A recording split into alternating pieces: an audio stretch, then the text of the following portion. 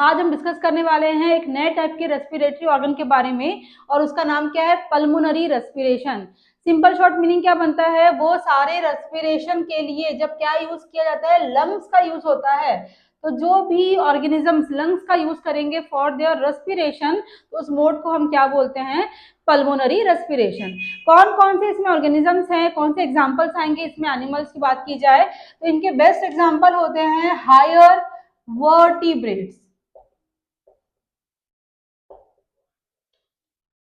अब बात आ रही है हायर वर्टिब्रेट्स। वर्टिब्रेट्स क्या होता है, जिनमें वर्टिब्रल कॉलम देखने के लिए मिलता है। क्या होता है वर्टिब्रल कॉलम, सिंपल शब्दों में आप बोल सकते हैं जो हमारा बैकबोन होता है, जिसको हम क्या बोलते हैं, रीढ़ की हड्डी बोलते हैं। तो जिन भी ऑर्गेनिजम्स में वो वर्टिब्रल कॉलम या बैकबोन वेल डेवलप देखने के लिए मिलेगा तो उनको हम क्या बोलते हैं, वर्टिब्रेट्स। क्योंकि वो वेल डेवलप है तो उसको हम क्या बोलेंगे, हायर वर्टिब्रेट्स। तो ये सारे जो एनिमल्स है उन सब में क्या मिलेगा, लंग्स देखने के लिए मिलता है। That's why they show they known as a pulmonary respiratory organ. ठीक है, अब बात यहाँ पे एक वर्ड लिखा गया, देखिए, skin is not respiratory organ in human. ये वर्ड यहाँ पे यूज किया है। जैसे हम प्रीवियस वीडियो में पढ़ चुके हैं कि कुछ ऐसे ऑर्गेनिजम्स होते हैं जो क्यूटेनियस रेस्पिरेशन शो करते हैं, मतलब थ्रू दी स्किन क्या करते हैं, रेस्पिरेशन करते हैं। तो अगर हम खुद की बात करें तो हमारी पूरी बॉडी में भी क्या मिलता है, स्किन मिलता है। हमारे बॉडी के जितने भी इंटरनल ऑर्गन है सारे किससे कवर्ड होते हैं, स्किन से कवर होते हैं। तो जब हमारे पास में इतने वास्ट टाइप में क्या मिल रहा है, स्किन मिल रहा है, तो भी उसको हम यूज नहीं कर सकते हैं एज अ फॉर रेस्पिरेशन के लिए। क्यों, ऐसे दिमाग में क्वेश्चन आना चाहिए कि क्यों हमारे बॉडी में स्किन होने के बाद भी हम उसका यूज नहीं कर सकते फॉर रेस्पिरेशन। उनके मेन रीजंस क्या है। फर्स्ट पॉइंट ये हमने पढ़ा था कि कौन कौन से कैरेक्टर्स होने चाहिए फॉर रेस्पिरेशन के लिए, या बोल सकते हैं फॉर रेस्पिरेटरी ऑर्गन बनने के लिए। पहला क्या होना चाहिए, उसको मॉइस्ट होना चाहिए। सेकंड, उसको थिन होना चाहिए। थर्ड, उसका जो सरफेस एरिया वो बहुत ज्यादा हाई होना चाहिए। ये सब कैरेक्टर जिनमें मिलेंगे वो सब क्या कहलाते हैं, आपके रेस्पिरेटरी ऑर्गन। मतलब वो क्या शो कर सकते हैं, रेस्पिरेशन शो कर सकते हैं।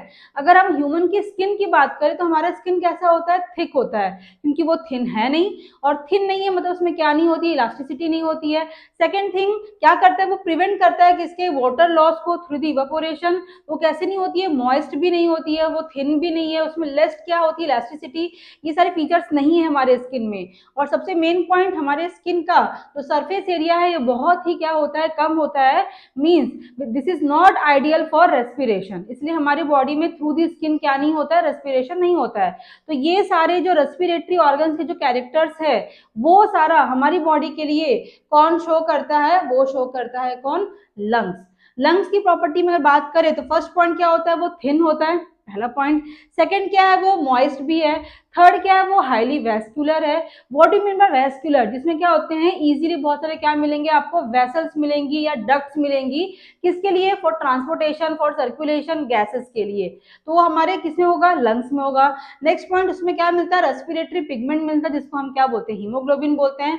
एंड लास्ट क्या है, उसमें सरफेस एरिया भी देखिए, कंपेयर करिए कितना कम होता है हमारे स्किन में सरफेस एरिया, लेकिन हमारे लंग्स में कितनी होती है, बहुत ज्यादा होती है। तो जिसका सरफेस एरिया बहुत ज्यादा होगा, ज्यादा क्या करेगा, वो इलास्टिसिटी शो करेगा, मतलब उसमें क्या होगी, best surface, best condition for respiration. जैसे हम बात करें, यहाँ पे थिन वर्ड हमने भी यूज किया था, तो वो जो हमारा लंग्स के इनर साइड की जो मसल्स है या जो सेल्स होती हैं वो थिन तो है, बट किसकी बनी होती है, वो बनी होती है सिंपल स्क्वामस इपिथेलियम टिश्यू। क्योंकि जितना वो थिन रहेगा उतना इजीली वहां पे क्या हो सकती है, डिफ्यूजन, जिसको हम क्या बोलते हैं, एक्सचेंज प्रोसेस। किसका एक्सचेंज करना है वहां पे अपने को, गैसेस का। इसके लिए थिन होना बहुत जरूरी था। नेक्स्ट हमने क्या पढ़ लिया, सरफेस एरिया क्या था इसका, बहुत हाई इलास्टिसिटी था। दैट्स वाई क्या शो कर रहा है, वो best for respiration as compare to skin. ठीक है, अब जैसे हमने पढ़ लिया, थोड़ा मोटा मोटी पढ़ लिया किसके बारे में, कि लंग्स की प्रॉपर्टी कैसी है। तो हमारी बॉडी में जो रेस्पिरेटरी ऑर्गन है उनका ट्रैक क्या है। तो ट्रैक की बात करें तो फर्स्ट क्या मिलेगा उसमें, एक्सटर्नल लेयर्स। फिर क्या मिलेगा उसमें, नेजल चैम्बर। फिर क्या मिलेगा उसमें, इंटरनल लेयर्स। फिर क्या मिलेगा, नासोफेरिंग्स। फिर क्या मिलते हैं, लैरिंग्स। नेक्स्ट क्या होता है उसमें, ट्रैकिया। नेक्स्ट क्या है, ब्रोंकाई, ब्रोंकियोल एंड एल्वियोलाई। ये सारा एक सिस्टमेटिक वे में क्या है, पूरा का पूरा ट्रैक है हमारा रेस्पिरेटरी ट्रैक।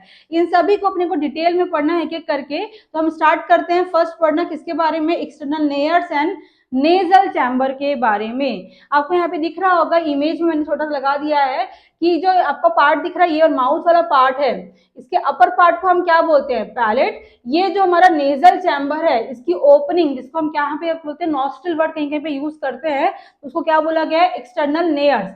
एक्सटर्नल नेयर जो है ये ओपनिंग है जो क्या करता है, इनहेल या एक्सहेल करने में हेल्प करता है गैसेस को।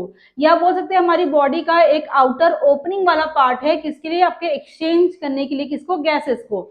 ये हो गया एक्सटर्नल नेयर्स। अंदर की बात करें, ये पूरा ट्रैक वो क्या कहलाता है, नेजल चैम्बर। और ये जो ग्रीन पार्ट में दिख रहा है तो हमने क्या बोला है, पैलेट। पैलेट क्या होता है, क्या वर्क करता है, कहाँ लोकेट होता है, ये सब हम पढ़ चुके हैं जब हमने डिस्कस किया था डाइजेशन चैप्टर के बारे में। आप चाहे तो जाके देख सकते हैं प्रीवियस वीडियोस में इसके बारे में। अभी हम केवल फोकस कर रहे हैं ब्रीदिंग को लेके या रेस्पिरेशन को लेके, तो हमारा फोकस नेजल चैम्बर और किस पे है, एक्सटर्नल नेयर्स पे। जब हम बात करते हैं नेजल चैम्बर की, इसको भी 3 पार्ट में डिवाइड किया है। एक फर्स्ट पार्ट क्या है उसका, वेस्टिबुलर चैम्बर। सेकंड पार्ट क्या है उसका, respiratory chamber. And third part क्या है उसका, ऑल्फैक्टरी चैम्बर। इनके लोकेशन क्या है, क्या वर्क करता है, उसको हम देखते हैं थोड़ा सा। पहले हम बात करते हैं किसके बारे में, वेस्टिबुलर चैम्बर के बारे में। फर्स्ट पॉइंट, ये जो टिप वाला पार्ट दिख रहा है आपको, इस टिप वाले पार्ट को ही क्या बोलते हैं, वेस्टिबुलर चैम्बर। क्या लिखा है, front part of the nasal chamber. क्या वर्क करता है, फिल्ट्रेशन ऑफ एयर। कैसे फिल्ट्रेट करता है, क्योंकि हमारा जो वेस्टिबुलर चैम्बर वाला पार्ट होता है वहां पे क्या मिलती है, म्यूकस मिलती है, साथ में क्या मिलता है, नेजल हेयर। तो ये क्या करता है, जब हम एयर को इनहेल करते हैं, अगर उस एयर में कोई डस्ट पार्टिकल्स है तो उनको ट्रैप करना है, ताकि वो हमारा जो पॉल्यूटेड वाला एयर है, डस्ट एयर है, वो अंदर ना आ जाए, वो बाहर में ट्रैप हो जाए, वहीं पे न्यूट्रलाइज हो जाए और बाहर की ओर वो एक्सहेल भी हो जाए। इन शॉर्ट, बहुत ही लेस एंटीजन की एंट्री हमारी बॉडी में थ्रू दी एयर हो पाए, उसको कंट्रोल कौन करता है, हमारा वेस्टिबुलर वाला चैम्बर। तो क्या लिखा है देखिए, नेजल हेयर होता है, म्यूकस की मेम्ब्रेन होती है, इनके थ्रू क्या करता है हमारी बॉडी में, वो इनहेल जो एयर हो रही है उसको फिल्ट्रेट करने का काम करता है। नेक्स्ट हम किस में आते हैं, रेस्पिरेटरी चैम्बर में। इसमें भी क्या मिलता है देखिए, म्यूकस मेम्ब्रेन। हर जगह पे क्या रहेगा, म्यूकस मेम्ब्रेन तो रहेगा ताकि वहां पे एयर फिल्ट्रेशन हो सके, वो कॉमन बात है। नेक्स्ट पॉइंट क्या है उसमें, हाईली क्या है वो, वेस्कुलर है। ये पॉइंट काफी इंपॉर्टेंट है और इसी के थ्रू ही एक वर्ड है, कनेक्टेड है इसी से, act as a air conditioner. क्या लिखा है, मेंटेन करता है टेम्परेचर को। तो ये जो नेजल चैम्बर का मिडिल वाला पार्ट है, रेस्पिरेटरी चैम्बर, ये कैसे मेंटेन करता है हमारे एयर के टेम्परेचर को, जब हम बॉडी के अंदर में इनहेल करते हैं गैसेस को। आप इमेजिन करिए, बाहर में टेम्परेचर जो है वो बहुत ज्यादा क्या है, ठंडा, या आप ऐसा बोल सकते हो कि आपने बहुत ज्यादा एक्सट्रीमली कूल एयर को इनहेल कर लिया है। टेम्परेचर बहुत डाउन था बाहर का, बहुत ठंडी हवा थी, आपने उसको इनहेल कर लिया। वो जो ठंडी एकदम एक्सट्रीमली कूल एयर जो हवा है, जब वो आपके लंग्स में जाएगा तो क्या करेगा, वो लंग्स के टिश्यूज को डैमेज कर सकता है। वो डैमेज ना हो करके वो जो ठंडी सी हवा होती है, जब कहाँ पहुंचती है, हमारे वेस्टिबुलर चैम्बर, वहां से कहाँ पहुंचती है, रेस्पिरेटरी चैम्बर में।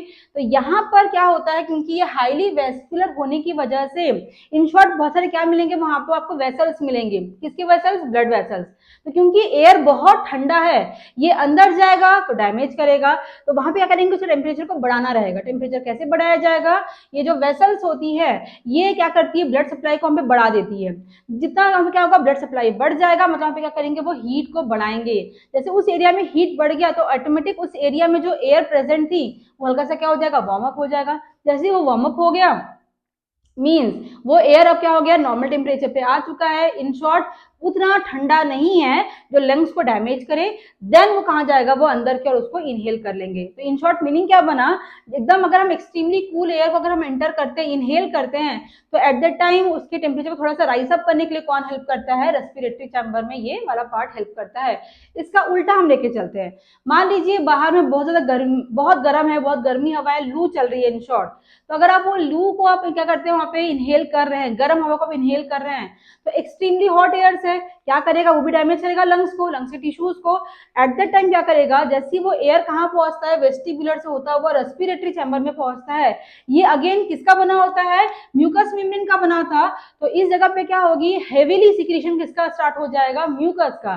और जैसे ही म्यूकस का सिक्रीशन वहां पे हाई हो गया तो ऑटोमेटिक टेम्परेचर हाई था एयर का, वो थोड़ा क्या हो जाएगा, डाउन हो जाएगा, नॉर्मल में आ जाएगा। देन क्या करेंगे, उसको अंदर की ओर लंग्स में एंट्री मिल जाएगा। आप ये बोल सकते हैं कि अगर हम बहुत ज्यादा हाई टेम्परेचर या बहुत लो टेम्परेचर पे एयर को अगर इनहेल भी करते हैं तो उसको एक ऑप्टिमम टेम्परेचर तक लेकर आने वाला काम कौन करता है? Respiratory chamber. इसलिए क्या बोला गया उसको हमारे लंग्स में या हमारे नेजल चैम्बर में क्या बोला गया उसको? एयर कंडीशनर का नाम दिया गया। अब क्यों कर रहे थे कि हमारे लंग्स के टिश्यूज क्या ना हो जाए, वहां पे डैमेज ना हो जाए। नेक्स्ट हम किसमें आते हैं? All factory. ध्यान रखेंगे कहीं पर भी अगर ये वर्ड आपको देखने के लिए मिलता है, ऑल फैक्ट्री का मतलब ही होता है क्या? स्मेल। तो ये जो चैम्बर होता है ये बहुत एंडिंग पार्ट में आता है। इसका वर्क क्या होता है? ये स्मेल को डिटेक्ट करने के लिए हेल्प करता है। तो ये पूरा क्या था हमारा नेजल चैम्बर के बारे में। लेकिन नेजल चैम्बर में कुछ फोल्ड्स भी देखने के लिए मिलती है। एक स्क्रोल लाइक स्ट्रक्चर होती है जिसको हम क्या बोलते हैं? टर्मिनल बोलते हैं, या फिर क्या बोलते हैं उसको? कॉन्की बोलते हैं, कॉन्का या कॉन्की। ये तीन टाइप के होता है, एक है इंफीरियर, एक है आपका लेटरल और एक क्या है? सुपीरियर। ये तीनों ही कैसे होते हैं? पेयर्ड स्ट्रक्चर में मिलती है। लेकिन इसमें जो इंफीरियर है और लेटरल है, ये इनका मेन वर्क क्या है? सेम वर्क है, इंक्रीज करना सरफेस एरिया को बढ़ाने के लिए रेस्पिरेशन में। सेम इनका भी वही वर्क होता है, इंक्रीज करना सरफेस एरिया को फॉर रेस्पिरेशन के लिए। बट इनका जो लोकेशन है वो अलग अलग होता है। जो इंफीरियर और लेटरल है इनका लोकेशन कहाँ पे होता है? ये रेस्पिरेटरी चैम्बर में लोकेट होते हैं। लेकिन जब हम किसकी बात करते हैं? सुपीरियर की बात करते हैं, तो ये लोकेट कहाँ पर होते हैं? ऑल फैक्ट्री चैम्बर में लोकेट होते हैं। इन शॉर्ट एक स्क्रोल लाइक स्ट्रक्चर है, लोकेशन इनका अलग अलग है, वर्क इनका सेम है, क्या करना? इंक्रीज करना सरफेस एरिया को, किसके लिए? फॉर रेस्पिरेशन के लिए। तो रेस्पिरेटरी ट्रैक के हम नेक्स्ट पार्ट को देखते हैं, क्या क्या लिखा गया है। Internal layers, pharynx and glottis, इनकी हम बात करते हैं। पहले क्या है? दो वर्ड आप समझेंगे यहाँ पर। एक वर्ड यूज होता है उसको बोलते हैं हम अपर रेस्पिरेटरी ट्रैक, और एक होता है लोअर। जब हम बात करते हैं अपर रेस्पिरेटरी ट्रैक की, इसमें कौन कौन से पार्ट्स आते हैं? अभी हमने क्या पढ़ा था उसमें? फर्स्ट क्या होता है? नॉस्ट्रिल। साथ में क्या आएगा उसमें? फेरिंग्स। साथ में क्या आएगा उसमें? ग्लॉटिस। एंड लास्ट में क्या आएगा अगर बात करें इसमें? लैरिंग्स। इन सभी को हम एक साथ में क्या बोलते हैं? Upper respiratory tract. अगर मान लीजिए ऐसी किसी जर्म्स की एंट्री हो गई या एंटीजेंस की एंट्री हो गई जिससे इनके थ्रू किसी भी एक पार्ट में क्या हो गया? इन्फेक्शन हो गया है, तो उस डिसऑर्डर को या डिसीज को हम क्या बोलते हैं? अपर रेस्पिरेटरी डिसऑर्डर्स के नाम से बोला जाता है। और इसके बाद लैरिंग्स के बाद में किसका स्टार्ट होता है? लोअर रेस्पिरेटरी ट्रैक वहां पे स्टार्ट होता है। हम पढ़ेंगे उसको डिटेल में। पहले हम पढ़ लेते हैं कि अपर में नॉस्ट्रिल हो गया है, फेरिंग्स, ग्लॉटिस, लैरिंग्स, ये कहाँ कहाँ पर लोकेट है और क्या क्या वर्क है इनका। हमने क्या पढ़ लिया? नॉस्ट्रिल को पढ़ लिया था। क्या पढ़ना है अपने को इसमें? फेरिंग्स, ग्लॉटिस और लैरिंग्स के बारे में पढ़ना है। अगर आप देखते हैं इस डायग्राम में आपको देखने मिलेगा, यहाँ पर कॉमन आपको एक पाइप देखने मिल रही है। हम इसी को भी डिस्कस करने वाले हैं। जो फ्रंट में पाइप दिख रही है ये वाली, इसमें जो ग्रीन आपको रिंग दिख रही है, is called trachea. Trachea word जब भी आएगा समझ जाएंगे कि किसकी बात हो रही है? लंग्स में अब बात होगी, मतलब इसके बाद एयर कहाँ चले आता है? लंग्स में चले आता है। लेकिन इस ट्रैकिया ट्यूब में ध्यान देंगे, एक क्या देखने मिल रहा है आपको? रेड कलर का फ्लैप, नाम क्या है उसका? Vocal cord. वोकल कॉर्ड को ही बोलते हैं क्या? लैरिंग्स। इन सिंपल शॉर्ट बोल सकते हैं कि हमारे बॉडी में या हमारे माउथ से जो भी वॉइस का प्रोडक्शन होता है, वॉइस फॉर्मेशन होता है, उसके रेस्पॉन्सिबल कौन होता है? Vocal cord. हम सिंपल शब्दों में क्या बोल सकते हैं? लैरिंग्स। ये लैरिंग्स ये भी है, पर इसको हम पिक्युलर क्या बोल सकते हैं? लैरिंग्स भी बोल सकते हैं। नेक्स्ट चीज, ये जो ट्यूब दिख रही है, इस ट्यूब का नाम क्या बोला गया है? ग्लॉटिस। ग्लॉटिस का सिंपल मीनिंग क्या है? ग्लॉटिस का मतलब होता है क्या? Air pipe. तो जो आगे में एयर को कंडक्ट करेगा उसको हम क्या बोलते हैं? ग्लॉटिस। इस ग्लॉटिस के ऊपर में जो हल्का सा कर्वेचर देखने मिल रहा है, इसी का नाम क्या है? EP glottis. एक्चुअली में ईपी का मतलब क्या होता है? जस्ट ऊपर। और किसके ऊपर? ग्लॉटिस के ऊपर है, दैट्स वाई नाम क्या बन गया इसका? EP glottis. तो ग्लॉटिस के ऊपर में जो पार्ट दिख रहा है ये क्या वर्क करता है? ये काफी इंपॉर्टेंट वर्क है ईपीग्लॉटिस का। जब हम पढ़ते हैं डाइजेशन में भी वहां पे भी काम आता है, जब हम पढ़ते हैं ब्रीदिंग में वहां पर भी काम आता है। क्या वर्क कर रहा है? ध्यान दीजिए, यहां से जब कोई फूड हम इंटेक करते हैं तो एट दैट टाइम ये फूड यहां से आया, किस में टकराएगा? ईपीग्लॉटिस में टकराएगा। जैसे ही टकराएगा वो जो गेट दिख रहा है आपको, जो फ्लैप दिख रहा है, वो क्या होता है? वो डाउन हो जाता है। जैसे वो डाउन होगा मतलब ऑटोमेटिक क्या क्या करेगा, वो गेट को क्लोज कर देता है। कौन सा गेट क्लोज हो गया, ये एयर पाइप वाला। और ऑब्वियसली बात है, गेट क्लोज हो गया है तो ये फूड कहाँ चला जाएगा, फूड पाइप में आ जाएगा। फूड पाइप को हम क्या बोलते हैं, ईसोफेगस बोलते हैं। तो मीनिंग कहने का क्या हुआ, जैसे हम कोई फूड या वाटर को इनटेक करते हैं तो वो यहाँ से आता है, किसमें टकराता है, इपिग्लॉटिस में। ये क्या करेगा, गेट बंद हो जाएगा, नीचे की ओर आ जाएगा, जिससे गेट क्या हो गया, बंद हो गया, किसका, एयर पाइप का। और फूड कहाँ चला गया, फिर अगेन फूड पाइप में। जैसे ही फूड यहाँ चला गया, मतलब यहाँ पे अब कुछ नहीं है, अगेन क्या होगा, जो गेट बंद हो गया था इपिग्लॉटिस का, वो अगेन क्या हो जाएगा, फिर से अपने पोजिशन पे आ जाएगा। फिर से गेट क्या हो गया, वहां पे वो ओपन हो गया। अब मान लेते हैं कि हमने एयर इनटेक किया है, मान लेते हैं, तो एयर इनटेक किया यहाँ से। अगर हम बात करें तो हम क्या केवल नाक से ही एयर इनटेक करते हैं क्या, केवल हम क्या नॉस्ट्रिल से एयर इनटेक कर रहे हैं, नहीं। जिसमें बात कर रही हूँ अभी, तो एट दैट टाइम मेरे माउथ से भी क्या हो रहा है, थ्रू दी ओरल कैविटी भी क्या हो रहा है, मैं एयर को थोड़ा बहुत इनटेक कर ले रही हूँ। मीनिंग क्या बनता है, हम ओरल कैविटी से भी और नॉस्ट्रिल वाले पार्ट से भी क्या इनटेक कर लेते हैं, एयर इनटेक करते हैं। फिर ये एयर जब इस एरिया में पहुंचता है तो यहाँ पे कोई प्रेशर बन रहा है क्या, उसके ऊपर में इपिग्लॉटिस के ऊपर में कोई प्रेशर नहीं बन रहा है। मतलब ये रिमेन क्या रहेगा, ओपन ही रहेगा, जिससे हमारा एयर ऑटोमेटिक किसमें एंटर कर जाता है, ग्लॉटिस पाइप में। तो हर बार जो फूड है वो किसमें जाए, फूड पाइप में जाए, और एयर किसमें जाए, एयर पाइप में जाए। इन दोनों के सेपरेशन के लिए बहुत ही कंटिन्यू पर रेगुलर मोड में कौन वर्क करता रहता है, वहां पे इपिग्लॉटिस वर्क करते रहता है। ये ठीक है, ये क्लियर हो गया। अब इसके बाद हम बात करते हैं, ये वोकल कॉर्ड पढ़ा हमने, ये ट्रैकिया पढ़ा, ये ग्लॉटिस पढ़ा। इन सब को एक साथ में ही क्या बोलते हैं, लैरिंग्स बोलते हैं। और लैरिंग्स की जब हम बात कर रहे हैं यहाँ पर, तो लैरिंग्स किसका बना होता है, कॉलुमनार इपिथेलियम टिश्यू का बना होता है। जहां पर भी कॉलुमनार वर्ड देखने मिलेगा, आप समझ जाएंगे उसमें क्या हो रहा है, म्यूकस का सिक्रीशन हो रहा है। और इसमें कितने कार्टिलेज होती है, 4 कार्टिलेज का बना होता है। सबसे बिगेस्ट जो कार्टिलेज होती है वो सिंगल नंबर में होती है, और उसका नाम क्या है, थायराइड कार्टिलेज। और सबसे स्मॉलेस्ट जो होती है वो किससे होता है, वो 1 पेयर का है, नाम क्या है उसका, एट्रिनॉइड। और इन दोनों के बीच में एक मिडिल मिलता है कार्टिलेज, उसका नाम क्या है, क्रिकॉइड। ये चारों कार्टिलेज हमारे इस पोर्शन में ऐसे अरेंज होते हैं कि they look like a flap like structure. ठीक है, नेक्स्ट पॉइंट, जब हम इनहेल करते हैं एट दैट टाइम, जो हमारा वोकल कॉर्ड है, मतलब हम किसकी बात कर रहे हैं, लैरिंग्स की बात कर रहे हैं। जब हम एयर को इनहेल करेंगे, मतलब जो हमारा लैरिंग्स है, या बोल सकते हैं हमारा जो वोकल कॉर्ड है, वो कैसा होता है, एक फ्लैट फ्लैप लाइक स्ट्रक्चर होती है। जब हम इनहेल करते हैं ये रिलैक्स मोड पर ही रहता है, मतलब भी क्या होगा, वाइडर होगा। वाइडर होगा मतलब अंदर की पाइप, कौन सी पाइप की बात करें हम यहाँ पे, अंदर की ट्रैकिया पाइप, वो क्या रहेगी, वाइडर रहेगी। एयर क्या होगा, वहां पे इजीली इनहेल हो जाएगा, अंदर की ओर चला जाएगा लंग्स में। लेकिन किसकी बात करेगा, हम एक्सहेलेशन की बात करें, तो एट दैट टाइम जो ये फ्लैट फ्लैप था, मतलब कौन था, वोकल कॉर्ड, क्या हुआ, कॉन्ट्रैक्शन होगा इसमें। क्या करेंगे, कम क्लोजर। जैसे ही कम क्लोजर होंगे तो ऑब्वियसली बात है, जो ट्रैकिया ट्यूब है वो क्या हो जाएगा, वहां पे नैरोअर, वो नैरोअर हो गया, तो मतलब प्रेशर लग रहा है, और प्रेशर लग रहा है मतलब क्या होगा, वहां पे साउंड का प्रोडक्शन होगा। आप इसे ट्राई करिए, जैसे आप बोल रहे हैं, मैं जैसे बोल रही हूँ, बोलने पर यहाँ पर एक वाइब्रेशन फील होता है। वाइब्रेशन फील क्यों हो रहा है, क्योंकि वहां पे कौन सी प्रोसेस चल रही है, अभी एक्सहेलेशन चल रही है। जो ट्यूब है हमारा वो क्या हो रहा है, नैरो हो रहा है। और क्यों नैरो हो रहा है, क्योंकि वोकल कॉर्ड में क्या हो रहा है, कॉन्ट्रैक्शन हो रहा है, जिसकी वजह से वहां पे क्या हो रहा है, साउंड प्रोडक्शन हो रहा है, जिसको हम क्या से फील करते हैं, इसको हम एज अ वाइब्रेशन यहाँ पर हम फील कर पाते हैं। ये हो गया लैरिंग्स का वर्क, इसलिए क्या बोला गया है इसको, वॉइस बॉक्स, या क्या बोला गया है इसको, एडम्स एप्पल का नाम दिया गया है। अब ये एक बात और देखने मिलेगी आपको, मैंने एक वर्ड लिखा है यहाँ पे, फेरिंग्स। अब फेरिंग्स कहाँ पर होता है, फेरिंग्स जो होता है ये एक्चुअली 3 पार्ट में डिवाइड होता है। एक होता है इसमें नासोफेरिंग्स, एक होता है इसमें ऑरोफेरिंग्स, और एक होता है इसमें लैरिंगोफेरिंग्स। अब ये 3 पार्ट कहां पर है, अगर थोड़ा ध्यान देंगे आपको देखने मिलेगा, यहीं पर सारी चीजें लोकेटेड है। जैसे अगर हम बात करें पहले नेजोफेरिंग्स की, देखिए ये वाला जो एरिया है और यहां से लेकर इतना एरिया, ये क्या कहलाता है, हमारा नेजोफेरिंग्स।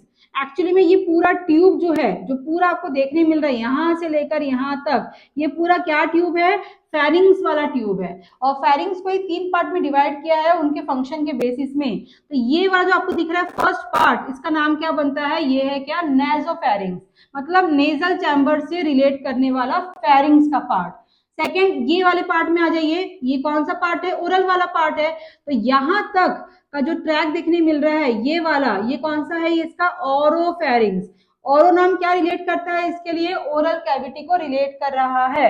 और उसके बाद ये वाला जो पूरा पार्ट देखने मिल रहा है आपको, किसके सामने में, लैरिंग्स। लैरिंग्स मतलब हम किसकी बात कर रहे हैं, वोकल कॉर्ड की बात कर रहे हैं। तो लैरिंग्स के सामने का जो पूरा ये पार्ट देखने मिल रहा है, इसी को हम क्या बोलते हैं यहाँ पर, लैरिंगोफेरिंग्स। तो फेरिंग्स क्या है, पूरी ट्यूब होती है, इनके लोकेशंस क्या क्या है, अलग अलग है, 3 पार्ट में डिवाइड कर दिया है इसको। एक वर्ड आपको देखने और मिलेगा, इंटरनल नेयर। इंटरनल नेयर क्या है, जो नेजोफेरिंग्स है यहाँ पर आपको वन पेयर में क्या मिलते हैं, कुछ पोर्स मिलते हैं, जो किससे कनेक्ट होती है, हमारी यूस्टेशियन ट्यूब। अब कहाँ होता है यूस्टेशियन ट्यूब, हमारे मिडिल एयर से क्या होता है, कनेक्ट होता है। तो ईयर वाले ट्यूब से कनेक्शन वाले जो पोर्ट्स है उनको हम क्या बोलते हैं, इंटरनल नेयर्स। और वो इंटरनल नेयर्स कहाँ लोकेट होते हैं, नेजोफेरिंग्स में ही लोकेट होते हैं, कौन, इंटरनल नेयर्स। तो ये एक कॉम्प्लेक्स स्ट्रक्चर होती है हमारे इतने से पार्ट में, जहां पर जब हम बात करते हैं फूड की बात करते हैं, वाटर की बात करते हैं, एयर की बात करते हैं, ये सब साथ में क्या होता है, यहाँ पे मिक्स हो जाता है। और यहाँ पर बहुत क्रूशियल वर्क कौन करता है, एपिग्लॉटिस, इनको अपने अपने ट्यूब में सेपरेट करने के लिए।